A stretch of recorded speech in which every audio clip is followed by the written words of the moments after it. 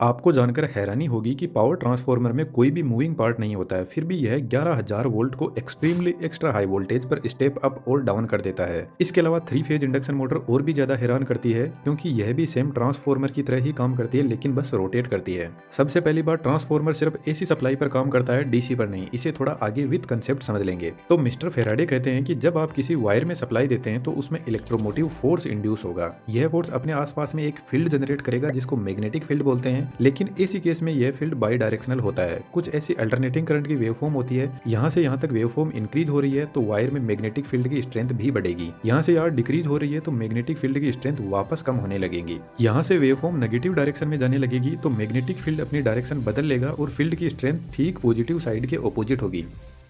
यदि कुछ ऐसी कोयल में एसी सप्लाई दी जाएगी तो इसमें मैग्नेटिक फील्ड कुछ इस टाइप का होगा, जिसमें नॉर्थ और साउथ पोल भी जनरेट होंगे, लेकिन यह पोल बदलते रहेंगे अकॉर्डिंग टू वेवफॉर्म। यदि इसी कंडीशन में डीसी सप्लाई दी जाएगी तो कोयल का मैग्नेटिक फील्ड कांस्टेंट होगा, जिसकी वजह से यह कोयल एक स्ट्रॉन्ग मैग्नेट की तरह काम करेगी। इस कोयल को इंडक्टर भी बोल सकते हैं, और डीसी सप्लाई में इंडक्टर शॉर्ट सर्किट हो जाता है क्योंकि इसमें कोई फ्रीक्वेंसी होती ही नहीं है, इसलिए ट्रांसफार्मर डीसी पर ऑपरेट नहीं करते हैं। यदि पावर ट्रांसफार्मर में डीसी सप्लाई दी गई तो अपने आसपास में इतना स्ट्रॉन्ग मैग्नेटिक फील्ड जनरेट करेगा कि यह सभी चीजों को अपनी तरफ खींच लेगा। यदि इस कोयल के पास में हम सेम दूसरी ठीक ऐसी ही कोयल लेकर आएंगे तो यह मैग्नेटिक फील्ड लाइन दूसरी कोयल को कट करेगी, जिससे इस कोयल में भी एक फोर्स जनरेट होगा जिसको इलेक्ट्रोमोटिव फोर्स बोलते हैं, इन शॉर्ट ईएमएफ, और वोल्टेज का दूसरा नाम इलेक्ट्रिक फोर्स ही होता है। यहाँ जो मैग्नेटिक फील्ड लाइन है इनको टेक्निकल लैंग्वेज में फ्लक्स लाइन बोलते हैं, और इस प्रक्रिया को इलेक्ट्रोमैग्नेटिक इंडक्शन बोलते हैं, जिससे पावर ट्रांसफर होती है। तो एक तरीके से वायरलेस पावर ट्रांसफर हो रही है, और इसी कंसेप्ट को यूज में लेकर वायरलेस चार्जर भी बने हैं। आपको जानकर हैरानी होगी कि वायरलेस चार्जर फोन में एसी सप्लाई ही बेचते हैं, जबकि हमारा स्मार्टफोन डीसी पर ऑपरेट करता है। ऐसा कैसे हो सकता है? रीजन फाइंड आउट करके कमेंट में जरूर से लिखना। पावर ट्रांसफार्मर की आयरन की कोर में कुछ ऐसी छोटी छोटी पत्तियां होती है, और इन सभी ब्लेड्स पर वार्निश की कोटिंग की जाती है। इसके पीछे का रीजन थोड़ा आगे समझेंगे। और सभी ब्लेड को एक साथ जोड़कर फिर से दोनों साइड में इम्प्रेग्नेटेड पेपर की कोटिंग की जाती है, जो एक इंसुलेटर की तरह काम करता है, और उसके बाद में दोनों कोयल को सेट किया जाता है। ट्रांसफार्मर की कोयल कोर को टच नहीं करती है। अब इन कोयल को हम प्राइमरी और सेकेंडरी वाइंडिंग कह सकते हैं। जब हम प्राइमरी वाइंडिंग में सप्लाई देंगे तो इसमें जो फ्लक्स लाइन इंड्यूस होगी उनको आयरन की कोर पाथ प्रोवाइड करवाती है सेकेंडरी वाइंडिंग तक पहुंचने के लिए, जिससे सेकेंडरी वाइंडिंग में ईएमएफ इंड्यूस होगा। अब अज्यूम करते हैं कि प्राइमरी वाइंडिंग में टोटल टर्न 100 है और सेकेंडरी वाइंडिंग में टोटल टर्न 50 है। यहाँ पर आप एक चीज अपने दिमाग में बिठा लो कि प्राइमरी वाइंडिंग में जो एक टर्न है उसमें जो ईएमएफ इंड्यूस होगा सेम टू सेम इतना ही ईएमएफ सेकेंडरी वाइंडिंग के एक टर्न में जनरेट होगा, क्योंकि जितनी फ्लक्स लाइन इस एक टर्न से निकल रही है उतनी ही तो सेकेंडरी वाइंडिंग के एक टर्न में पहुंचेगी। तो अब यदि हम सेकेंडरी वाइंडिंग पर फोकस करें तो सभी के सभी टर्न सीरीज में कनेक्टेड है, और सेकेंडरी वाइंडिंग में जो वोल्टेज हमें मिलेगा वह सभी टर्न्स में जो वोल्टेज इंड्यूस हो रहा है उसी का टोटल तो होगा। तो सेकेंडरी वाइंडिंग का वोल्टेज यानी ईएमएफ इक्वल होगा सेकेंडरी वाइंडिंग के टर्न्स के। ऐसा ही प्राइमरी वाइंडिंग में होगा EMF induce in primary winding equal to number of turns in primary. EMF और वोल्टेज में एक छोटा सा फर्क होता है। वोल्टेज प्राइमरी वाइंडिंग के टर्मिनल पर लगा हुआ है, जब ये वाइंडिंग में पहुंचेगा तो वाइंडिंग का कुछ रेजिस्टेंस होता है, जिसकी वजह से थोड़ा सा वोल्टेज कम हो जाता है, और जैसे ही वोल्टेज कम होता है तो हम उसको बोलते हैं कि इतना इतना ईएमएफ इंड्यूस हुआ है। अब अज्यूम करते हैं कि प्राइमरी वाइंडिंग में 100 वोल्ट हमने दिया तो सेकेंडरी वाइंडिंग में 50 वोल्ट ही मिलेगा, क्योंकि 50 टर्न में से सभी टर्न की कैपेसिटी 1 वोल्ट की है, और सबने अपना अपना 1 वोल्ट लेकर 50 वोल्ट दे दिया, जो हमें सेकेंडरी में मिलेगा, यानी वोल्टेज स्टेप डाउन हो गया। इसी तरीके से सेकेंडरी वाइंडिंग में नंबर ऑफ टर्न्स इंक्रीज करके वोल्टेज बढ़ाया जाता है। अब थोड़ी आसानी के लिए हमने एक इक्वेशन बना ली, number of turns in primary upon number of turns in secondary is equal to EMF induce in primary upon EMF induce in secondary. एक स्टेप और आगे बढ़े तो करंट भी आ जाता है, और करंट वोल्टेज का जस्ट अपोजिट होता है। तो सिंपल सी बात है, ट्रांसफार्मर यदि वोल्टेज को बढ़ाता है तो करंट को कम कर देता है, क्योंकि पावर हमेशा फिक्स रहती है। वोल्टेज करंट को कम ज्यादा किया जा सकता है, पावर नहीं बदली जा सकती। जब ट्रांसफार्मर में सप्लाई दी जाती है तो according to Faraday EMF induce होगा और ईएमएफ फ्लक्स लाइन भी जनरेट करेगा। इसके अलावा जो ट्रांसफार्मर की कोर है उसमें सर्कुलेटिंग करंट भी जनरेट होगा, और इस सर्कुलेटिंग करंट को एडी करंट बोलते हैं, जिसकी हमें बिल्कुल भी जरूरत नहीं है। पानी में कभी ऐसी सिचुएशन बनती है कि कुछ ऐसा भंवर बनता है, ठीक ऐसा ही एडी करंट होता है जो कोर में घूमता है। इसलिए आयरन की कोर को सबसे पहले पतली पतली पत्तियों में डिवाइड किया जाता है, उसके बाद में एक एक ब्लेड को लेमिनेट किया जाता है। लेमिनेशन की थिकनेस 0.25 mm से 0.50 mm तक होती है। इसी लेमिनेशन की वजह से जो कोर का क्रॉस सेक्शन एरिया है वह रिड्यूस हो जाता है, और एरिया का रेजिस्टेंस से इनवर्स रिलेशन होता है, जिससे रेजिस्टेंस बढ़ जाता है, और रेजिस्टेंस आपको पता है करंट का दुश्मन होता है। तो इस तरीके से एडी करंट लॉसेस को रिड्यूस किया जाता है। पावर ट्रांसफार्मर में जो आयरन की कोर होती है वह एक्चुअल में cold rolled green oriented silicon steel की बनी होती है जो हिस्टैरिसीस लॉसेस को रिड्यूस करती है। हिस्टैरिसीस लॉसेस मैग्नेटिक फील्ड की डायरेक्शन बार बार चेंज हो रही है, इसी की वजह से इंड्यूस होते हैं। और आपको पता है जो ट्रांसफार्मर में हमिंग नॉइज सुनाई देती है वह इसी मैग्नेटिक फील्ड के बार बार चेंज होने की वजह से सुनाई देती है, जिसको मैग्नेटोस्ट्रिक्शन बोलते हैं। इस मैग्नेटोस्ट्रिक्शन की वजह से ट्रांसफार्मर की कोर एक्सपेंड और कॉन्ट्रैक्ट होती है जो एक हमिंग नॉइज जनरेट करती है। इसके अलावा भी ट्रांसफार्मर में बहुत सारे लॉसेस होते हैं, लेकिन मेन यही है।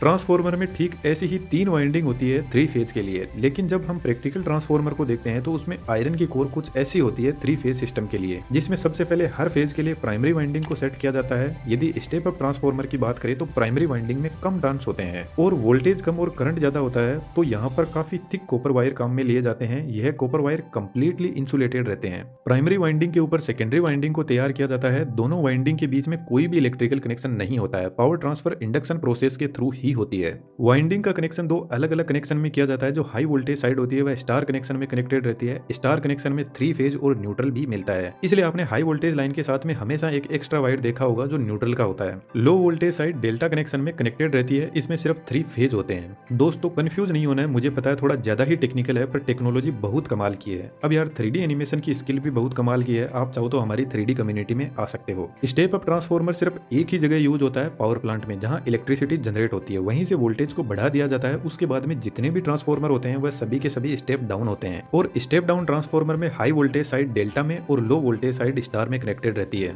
दोस्तों आपके लिए एक छोटा सा क्वेश्चन है, और इसका रिप्लाई यदि आपने सही से दे दिया तो आपके कमेंट को मैं पिन जरूर से करूंगा। ट्रांसफार्मर की एक साइड स्टार में कनेक्टेड रहती है तो दूसरी साइड डेल्टा में कनेक्टेड रहती है, और ऐसा हमेशा ही होता है कि ट्रांसफार्मर की एक साइड दूसरी साइड के जस्ट ऑपोजिट कनेक्शन में कनेक्टेड रहती है। रीजन फाइंड आउट करके कमेंट में जरूर से लिखना। ट्रांसफार्मर की वाइंडिंग को टैंक में रखा जाता है और टैंक में ऑयल भरा रहता है। ट्रांसफार्मर में मिनरल ऑयल और सिंथेटिक ऑयल यूज होता है जो एक पेट्रोलियम प्रोडक्ट ही है। इस ऑयल के 2 पर्पज है। यह ट्रांसफार्मर में कूलिंग भी करता है और इंसुलेशन भी प्रोवाइड करवाता है। इतना सब होने के बाद ट्रांसफार्मर को पैक कर दिया जाता है। ट्रांसफार्मर की वाइंडिंग बॉडी से टच नहीं हो जाए इसलिए हाई वोल्टेज और लो वोल्टेज साइड के लिए बूसिंग लगी रहती है जो एक इंसुलेटर ही है। यह बूसिंग पोर्सलेन की बनी होती है। पावर ट्रांसफार्मर के साइड में बड़े बड़े रेडिएटर लगे रहते हैं जिनके अंदर कुछ ऐसी पतली पतली प्लेट होती है और बीच में से एयर फ्लो होने के लिए जगह होती है। जब ट्रांसफार्मर फुल लोड पर होता है तो वाइंडिंग काफी गर्म होने लगती है और वाइंडिंग के कॉन्टेक्ट में आकर ऑयल भी गर्म होने लग जाएगा और ऑयल गर्म होकर ऊपर उठने लगेगा और रेडिएटर से होकर फ्लो होने लगेगा। रेडिएटर बेसिकली जो ऑयल का सरफेस एरिया है उसको इंक्रीज कर देता है, और जब ऑयल गर्म रेडिएटर से फ्लो होगा तो नेचुरल एयर इस गर्मी को लेकर आगे निकल जाएगी। पावर ट्रांसफार्मर में कूलिंग के लिए रेडिएटर पर बड़े बड़े फैन भी लगे रहते हैं जो ऑटोमेटिकली ऑपरेट करने लग जाते हैं जब ट्रांसफार्मर ज्यादा गर्म होता है। तो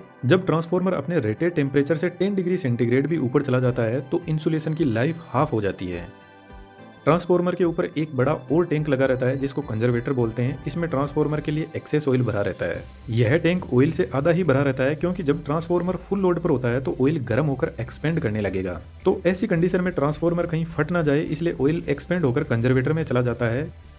कंजर्वेटर से एक डिवाइस और कनेक्टेड रहती है जिसको ब्रीदर बोलते हैं। तो ऑयल एक्सपेंशन की वजह से गैस बाहर निकलेगी, उसको ब्रीदर से एनवायरनमेंट में छोड़ दिया जाता है। लेकिन ब्रीदर का काम कुछ और ही होता है। जब ट्रांसफार्मर का तेल ठंडा होगा तो वापस कॉन्ट्रैक्ट होने लगेगा और ट्रांसफार्मर बाहर से हवा को अंदर खींचेगा। इस कंडीशन में एनवायरनमेंट के अंदर एयर में बहुत ज्यादा मॉइस्चर कंटेंट होता है और यह मॉइस्चर ट्रांसफार्मर के ऑयल में चली गई तो वाइंडिंग डैमेज हो जाएगी। इसलिए ब्रीदर में सिलिका जेल भरा रहता है जो मॉइस्चर कंटेंट को एब्जॉर्ब कर लेता है।